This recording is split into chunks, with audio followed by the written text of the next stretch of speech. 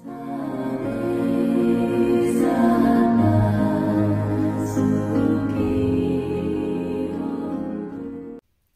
भीम, नमो बुद्धाय. बुद्ध धम्म शिकूयात बाबासाहेबांच्या दृष्टिकोनातून या उपक्रमातील आजच्या नव्या सत्रात पुनश्च आपल्या सर्वांचे मनपूर्वक स्वागत करते. बुद्ध धम्म आणि संघ या त्रिरत्नांच्या प्रभावाने आपण सर्व सजीव सुखी होऊयात ही मंगलकामना करते. मित्रमैत्रिणींनो, आपण बुद्ध आणि त्यांचा धम्म हा ग्रंथ आचार्य BC वानखेडे साहेबांकडून शिकून घेत आहोत. त्यांच्याकडून आता आपण सद्यस्थितीत खंड क्रमांक 7 शिकून घेत आहोत, समजून घेत आहोत. आजच्या प्रकरणाला सुरुवात करण्याकरता साहेबांचे स्वागत करूयात आणि आजच्या प्रकरणाला समजून घेऊयात साहेबांकडून. साहेबांचे स्वागत करूया. वंदना सर, जय भीम. जय भीम सर, स्वागत आहे आपलं नवीन सत्रामध्ये. सर, आपण खंड क्रमांक 7 मधील भाग क्रमांक 2 मध्ये आहोत. आपण भाग क्रमांक बघून घेतलेला आहे आणि त्यामध्ये आपण तथागतांच्या अंतिम यात्रेबद्दल त्यांनी कुठे कुठे जाऊन म्हणजे ते भेटी दिलेल्या आहेत त्या बघितलेल्या आहेत. आता आपण इथे वैशालीहून प्रयाण यामध्ये पोहोचलेलो आहे, जे आहे भाग क्रमांक 2. तर यामध्ये पहिलं प्रकरण आहे वैशालीला प्रणाम असा बाबासाहेबांनी उल्लेख केलेला आहे. कसं आहे प्रकरण आपण आम्हाला समजून सांगावं विनंती करते. आपण शेवटच्या टप्प्यामध्ये आहोत आणि अगदी तथागत अंतिम भेटी घेऊन जे महत्वाचे जे गावं होते त्यावेळेस त्यांच्या प्रचाराचे केंद्र, ते केंद्र सोडून आता पुढे पुढे ते निघत आहे. आणि म्हणून आज आपण या दुसऱ्या प्रकरणामध्ये वैशालीचा निरोपच म्हणा ना, वैशालीचा जे निरोप घेत आहे तिथून, तसं हे प्रकरण या ठिकाणी आलेलं आहे. म्हणजे त्यांचा प्रवास वैशालीहून कसा होता हा पुढचा प्रवास आलेला आहे. आपल्या अंतिम चारिकेस निघण्यापूर्वी तथागत बुद्ध राजगृह गृद्धकूट पर्वतावर विहार करीत होते. तेथे काही काळ वास्तव्य केल्यावर तथागत म्हणाले, आनंदा चल, आपण अंबल ठिक्केस जाऊया, जशी आपली आज्ञा. आनंद संमतीदर्शक स्वरात म्हणाले. भिक्खू संघ सोबत घेऊन तथागत अंबल ठिक्केस गेले. आता काय केलं त्यांनी, चारिका करण्यास निघाले. गृद्धकूट पर्वतावरून विहार करीत होते तेव्हा ते तिथून निघाले आणि आनंदाला सांगितलं की अंबल ठिक्केस आपण जाऊया. आणि मग आपला सगळा भिक्खू संघ घेऊन ते अंबल ठिक्केस पोहोचले. काही काळ अंबल ठिक्केस वास्तव्य करून तथागत नालंद्याला गेले. नालंदा म्हणजे ते आता आपण पाहिलं ते नालक नावाचं गाव होतं, ते नालंदा झालं मग त्याचं. आणि हे नालंदा याचं गाव होतं सारीपुत्तांचं, आपण मागच्या प्रकरणात वाचलं आहे. नालंदाहून तथागत मगध देशाची राजधानी असलेल्या पाटली ग्रामात गेले. नालंदाहून पाटली ग्रामात गेले. पाटली ग्राम म्हणजे काय, आताचं पाटणा, त्याला त्यावेळेस पाटली ग्राम म्हणायचे. म्हणजे पाटली ग्राम असं ते पाटलीपुत्रही म्हणायचे, दुसरंही नाव होतं त्याला. तेच पाटली ग्रामाहून कोटी ग्रामला गेले आणि कोटी ग्रामाहून नदिका इथं ते गेले. बघा त्यांचा प्रवासच सुरू आहे. कुठून कुठं गेले, कुठून कुठं गेले. ह्या प्रत्येक स्थानी तथागत काही दिवस थांबले आणि भिक्खू संघासाठी किंवा उपासकासाठी तथागतांनी काही तिथे प्रवचने दिली.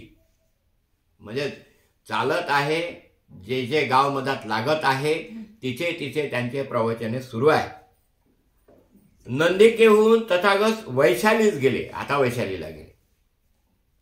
वैशाली हे महावीराचे जन्मस्थान होते आणि म्हणूनच जैन धर्माचा तो एक दुर्गही होता. दुर्ग म्हणजे काय, असा उंचवटा म्हणतात त्याला, किंवा एखादी ठिया म्हणतात दुर्गला.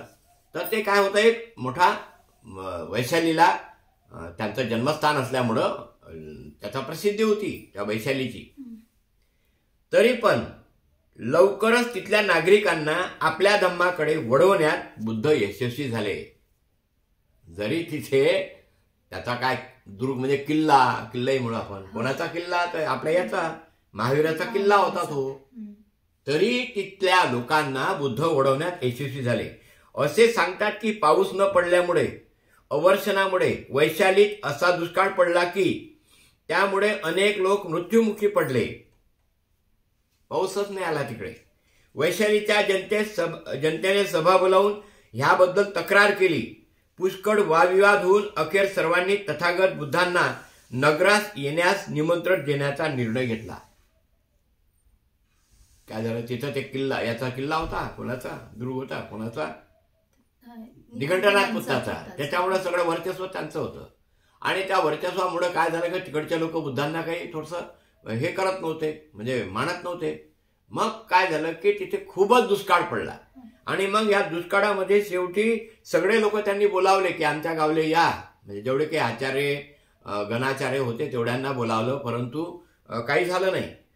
तेव्हा पुष्कळ वादविवाद होऊन अखेर सर्वांनी तथागत बुद्धांना नगरात येण्याचे निमंत्रण देण्याचा निर्णय घेतला. बिंबिसार राजाचा मित्र व वैशालीचा एक लिच्छवी पुरोहित पुत्र महाली याला निमंत्रण करण्यासाठी पाठविण्यात आले. म्हणजे लिच्छवी पुत्र होता तो महाली नावाचा, त्याला बुद्धाला निमंत्रण देण्यास पाठवण्यात आलं. कुठं? आपल्या वैशालीला बोलावण्याकरता. तथागत बुद्धांनी निमंत्रणाचा स्वीकार केला आणि 500 भिक्षूसह ते निघाले. वज्जी याच्या प्रदेशात त्यांनी प्रवेश केला न केला तोच विजेच्या गडगडाटासह वादळ होऊन मुसळधार वर्षाव झाला व अवर्षणाची समाप्ती झाली. म्हणजे जे काही तिथे काय होतं, पाऊसच पडला नव्हता, सगळीकडे सगळा प्रॉब्लेम होता, खूप सगळं म्हणजे दुःख होतं. आणि मग सगळे लोक बोलावले आणि मग सगळ्यांना असं वाटलं आता बुद्धांना बोलवा, म्हणून महालीला मीटिंग घेऊन महालीला पाठवलं आणि मग बुद्धांना बोलावलं. बुद्धाने जसा त्या नगरीमध्ये पाय ठेवला, डायरेक्ट असंच म्हटलंय, वज्जेच्या प्रदेशात त्यांनी प्रवेश केला न तोच विजेच्या गडगडाटासह वादळ होऊन मुसळधार वर्षाव झाला व अवर्षणाची समाप्ती झाली. म्हणून असं म्हणतात, अनेक ठिकाणी त्याचे त्रिपिटकात पुरावे आलेले आहेत की जे आपण आव्हान सुत्त जे म्हणतो, आव्हान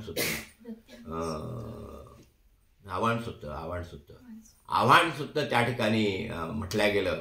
आणि मग तिथे विजेचा कडकडाट झाला पाय ठेवल्याबरोबर, आणि कडकडाट होऊन तिथे वैशाली ही लबालब झाली, पाण्याने काय झाली, लबालब झाली. वैशालीच्या जनतेने तथागत बुद्धाचे जे अपूर्व स्वागत केले त्याचे कारण मुख्यतः हेच होय.